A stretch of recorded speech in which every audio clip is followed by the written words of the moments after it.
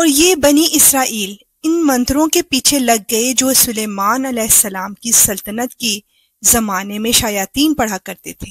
اور سلیمان علیہ السلام نے کوئی کفر نہیں کیا تھا، البتہ شیاطین لوگوں کو جادو کی تعلیم دے کر کفر کا ارتکاب کرتے تھے۔ نیز یہ بنی اسرائیل اس چیز کے پیچھے لگ گئے جو شہر بابل میں ہاروت اور ماروت نامی دو فرشتوں پر نازل کی گئی تھی۔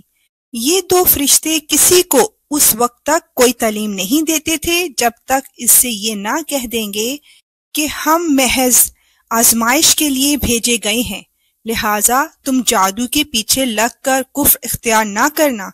پھر بھی یہ لوگ ان سے وہ چیزیں سیکھتے تھے جس کے ذریعے مرد اور اس کی بیوی میں جدائی پیدا کر دیں۔ ویسے یہ واضح رہے کہ وہ اس کے ذریعے کسی کو اللہ کی مشیت کے بغیر کوئی نقصان نہیں پہنچا سکتے تھے، مگر وہ ایسی باتیں سیکھتے تھے جو ان کے لیے نقصان دہ تھی اور فائدہ مند نہ تھی، اور وہ یہ بھی خوب جانتے تھے کہ جو شخص ان چیزوں کا خریدار بنے گا آخرت میں اس کا کوئی حصہ نہیں ہوگا، اور حقیقت یہ ہے کہ وہ چیز بہت بری تھی جس کے بدلے انہوں نے اپنی جانیں بیچ ڈالیں۔ کاش کہ ان کو اس بات کا حقیقی علم ہوتا۔ بے شک